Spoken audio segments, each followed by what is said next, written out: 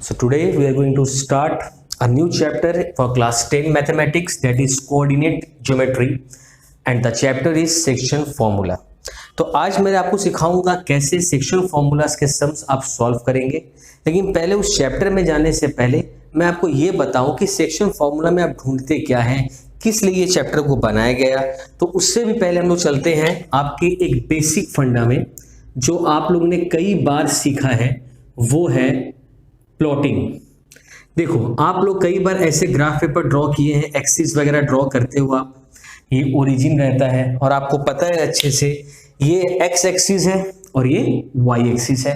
X axis में जो positive numbers होते हैं आप यहां प्लॉट करते हैं। सोचो मैंने ले लिया 1 2 3 4 5 6, आप इधर भी प्लॉट करते हैं, ये नेगेटिव साइन होता है, तो ये हो गया आपका नेगेटिव एक्स। अब मैं आ जाता हूं वाई पे, तो ये हो गया 1 2 3 4 5 6, आप और भी ले सकते हैं, -1 -2 -3 -4 -5 -6। तो ये मैंने ले लिया। सोचो अगर किसी बच्चे को प्लॉटिंग करने बोला जाए तो बोलेगा सर प्लॉटिंग हम लोग क्लास 8-9 लेवल पे भी सीखे हैं, और प्लॉटिंग करने का तरीका क्या होता है। सपोज करो एक कोऑर्डिनेट मैं दे दिया उनको 3, सोचो मैं दे दिया इन लोगों को 3,4, ठीक है, मैंने ये प्लॉटिंग इनको दे दी। इस प्लॉटिंग का मतलब क्या है, मैं क्या बोलना चाहता हूं, मैं ये बोलना चाहता हूं कि अगर मैं बोलूं 3,4 का प्लॉट करो तो कैसे करोगे। तो हर एक कोऑर्डिनेट का 2 पार्ट होता है। पहला जो डिजिट होता है उसे हम लोग कहते हैं एक्स कोऑर्डिनेट। क्या कहते हैं? एक्स कोऑर्डिनेट, मतलब ये एक्स में प्लॉट होता है। और दूसरे को क्या कहते हैं हम लोग? वाई कोऑर्डिनेट कहते हैं, वाई कोऑर्डिनेट। साथ ही साथ अगर आप इसका नाम जानते हो तो ये एब्सिसा के नाम से पहचाना जाता है। तो एक्स कोऑर्डिनेट को हम लोग एब्सिसा कहते हैं और वाई कोऑर्डिनेट को हम लोग ऑर्डिनेट भी कहते हैं। क्लास 8-9 में आपने प्लॉटिंग सीखा था। अगर सोचो किसी स्टूडेंट को मैं बोलूं एक पॉइंट है जिसके 2 कोऑर्डिनेट है, एक एक्स और एक वाई, उसको प्लॉट करना है, तो आप बोलोगे सर ए 3 है। 3 कहाँ आ रहा है? देखो 3 एक्स एक्सिस में है, किस तरफ है? यहाँ पर है। और वाई किस तरफ है सर? इस तरफ है 4। तो आप ऐसे तो लाइन नहीं टानते थे ना, आप क्या करते थे? आप ऐसे जाते थे और यहाँ पे ऐसे आते थे और आप कहते थे ये जो पॉइंट मेरे को मिला, ये मिल गया मुझे पॉइंट ए, और इसका कोऑर्डिनेट था 3,4, ठीक है। अब सोचो मैं एक और कोऑर्डिनेट ले लेता हूँ बी, जिसको मैं लिख दिया 6,4। क्या लिख दिया मैंने? 6,4। तो सर 6 तो यहाँ पर है और 4 तो यहाँ पर है, तो यहाँ से फिर हम स्ट्रेट जाएंगे, इसी में स्ट्रेट जाते थे, यहाँ पर आ जाएंगे। देखो पूरा सीधा जाके ऐसे जाएंगे, तो हम इसको डिलीट कर देते थे, याद है आपको। और आपको क्या मिल जाएगा? ये वाला पॉइंट मिल जाएगा जिसका नाम हो जाएगा 6,4। तो यानी ए बी क्या मिला आपको? एक स्ट्रेट लाइन मिला कि नहीं मिला? तो सेक्शन फॉर्मूला शुरू यहीं से होता है। तो इसका मतलब क्या है कि आपको एक लाइन सेगमेंट दिया रहेगा जिसके 2 एंड्स होंगे। हम एक ए पकड़ लिया, एक बी मिल गया, दोनों कोऑर्डिनेट होंगे, दोनों के 2 एक्स कोऑर्डिनेट होंगे, वाई कोऑर्डिनेट होंगे। अब इसमें क्या होगा? एक पॉइंट है पी जो इसको कट कर रहा है, ठीक है। तो ऑब्वियसली पी का भी तो कोऑर्डिनेट होगा। तो पी का कोऑर्डिनेट क्या है? 2 होंगे, एक एक्स कोऑर्डिनेट एक वाई कोऑर्डिनेट। यही आपको ढूंढना है। तो इसको ही ढूंढना है थ्रू सेक्शन फॉर्मूला। लेकिन इसके हेल्प के लिए आपको एक रेशियो रहेगा कि जो पी कट कर रहा है इस लाइन सेगमेंट को किस रेशियो में कर रहा है। क्योंकि अगर कोई लाइन सेगमेंट, सोचो मैं ऐसे ड्रॉ करता हूं, मिडिल से करता है, तो हम लोग क्या बोलते हैं? इसका रेशियो 1:1 है। अगर सोचो कोई लाइन सेगमेंट है जिसको हम लोग ने 4 हिस्से में बांट लिया और कोई पॉइंट यहाँ पे कट कर रहा है, तब रेशियो क्या बोलोगे सर आप? 1:3। क्यों सर? यहाँ पे एक हिस्सा है और यहाँ से लेके यहाँ तक पूरा एंड तक कितना हिस्सा आ रहा है? 1 2 3, और यहाँ तक कितना आ रहा है? 1। अगर सोचो मैं यहाँ से लूँ तो आप बोलोगे 2:2, माने 1:1। ये लूंगा तो क्या बोलोगे आप? सर 3:1। तो कहने का मतलब है जब भी कोई पॉइंट कट करे किसी भी लाइन सेगमेंट को, तो वहां पे आपको एक रेशियो भी दिया रहेगा। तो सोचो उस रेशियो को डिनोट करते हैं M1:M2 से, और यहाँ पे रेशियो आपको दिया रहेगा कभी 2:1, कभी 3:1, और आपको बोलेगा कि सर P ढूंढ के बताओ, P में X का वैल्यू क्या है, Y का वैल्यू क्या है। तो इसके लिए यहाँ पर मैं 2 फॉर्मूलाज आपके लिए लिख देता हूँ सेक्शन फॉर्मूला में। फॉर्मूलाज क्या है? रुकिए 1 मिनट, तो मैं आपको फॉर्मूलाज लिख के दिखाता हूँ। सोचो फॉर्मूला है नंबर 1 मैं लिखता हूं x अगर खोजना है तो फॉर्मूला है m1x2 m2x1 by m1 plus m2, ये हो गया आपका फॉर्मूला। दूसरा फॉर्मूला सर y के लिए सेम फॉर्मूला है, बस रिप्लेसमेंट करते जाइए आप लोग,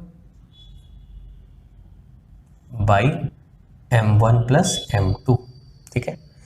तीसरा फॉर्मूला जिसको हम लोग यहाँ पे मिड पॉइंट सेक्शन भी कहते हैं, हालांकि मिड पॉइंट पे फॉर्मूला क्या रखा गया है x ढूंढने का, x1 प्लस x2 बाई 2, और y के लिए क्या रखा गया है y1 plus y2 by 2।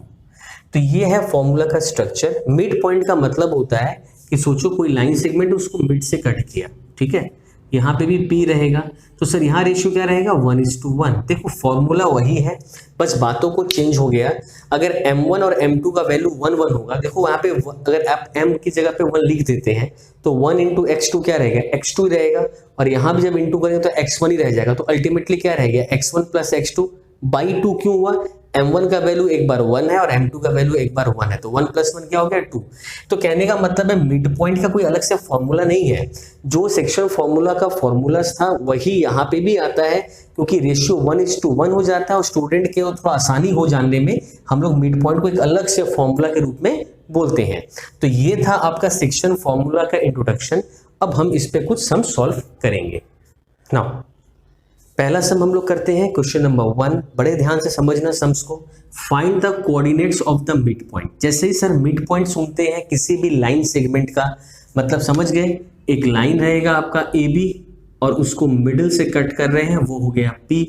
A आपको 2 कोऑर्डिनेट दिए रहेंगे, जो यहाँ पे देखो दिया हुआ है 2 - 3, तो x1 जो होगा वो मेरा, तो हम लोग क्या करते हैं मैं आपको डिटेल में समझा देता हूँ कि जो मेरा पहला कोऑर्डिनेट होगा उसके जो x कोऑर्डिनेट होंगे उसको हम x1 बोलेंगे और दूसरे वाले को y1, और इसको बोलेंगे x2 और इसको y2, ताकि कंफ्यूजन ना हो कि दोनों x और y ही हैं। लेकिन यहाँ पे अगर x y लिखेंगे, यहाँ भी x y लिखे तो आपको कंफ्यूजन हो जाएगा, इसीलिए हम लोग क्या करते हैं सफिक्स में लिख देते हैं। पहला वाला x1 y1 मतलब ये a हो गया, और x2 y2 ये मेरा b हो गया। ढूंढना क्या है सर मिड पॉइंट, और मिड पॉइंट का फॉर्मूला क्या है x इक्वल टू, तो आप लिखोगे x equal to x1 plus x2, तो आपका x1 क्या रहा है 2 प्लस -6/2, सॉल्व करेंगे तो क्या आएगा 2 - 6/2 दैट इज -4/2, तो ये हो गया -2। क्या हो गया -2। अब y ढूंढेंगे तो y के लिए formula sir y1 that is -3 plus y2 that is 7 divided by 2, ये हो गया 4/2 दैट इज 2। तो अल्टीमेटली आपका कोऑर्डिनेट क्या आया -2, ये हुआ क्वेश्चन नंबर 1। अब 3 में आते हैं, 1 का ही 3 है, फिर वही मिड पॉइंट का कॉन्सेप्ट, तो इसको x1 इसको y1 इस x2 और y2।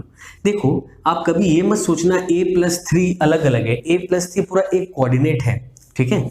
तो आप x कैसे निकालोगे सर x1 मतलब sir a + 3 plus b x2 माने 2a - 1 होल डिवाइडेड बाई 2। तो कैसे लिखेंगे सर a + 2a क्या बन जाएगा 3a, और 3 से -1 गया क्या आ गया 2 डिवाइडेड बाई 2। अब देखो कुछ कॉमन निकल नहीं रहा है, कुछ कट नहीं रहा है, तो ये मेरा कोऑर्डिनेट हो गया।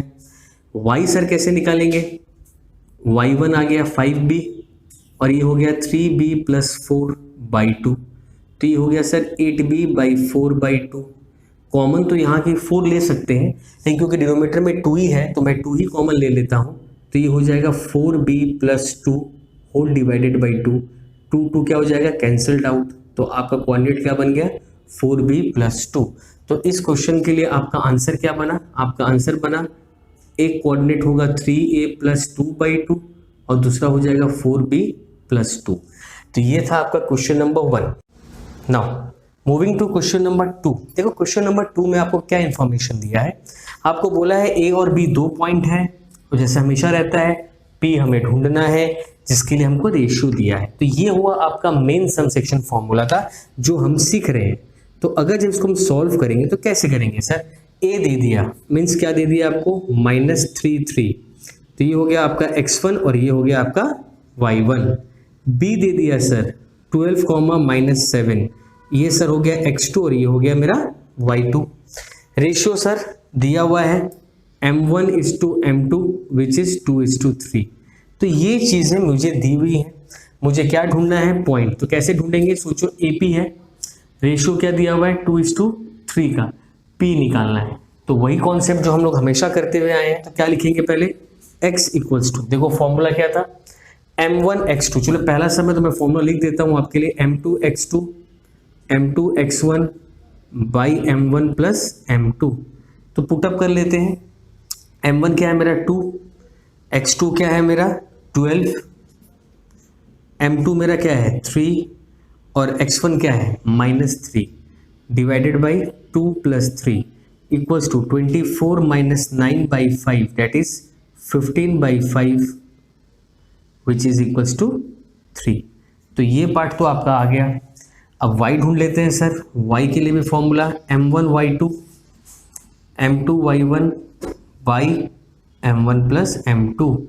चलिए, तो आपका m1 क्या है सर 2 है, y2 क्या है मेरा -7 प्लस m2 क्या है मेरा 3 और y1 क्या है मेरे पास 3 होल डिवाइडेड बाई क्या है 2 + 3।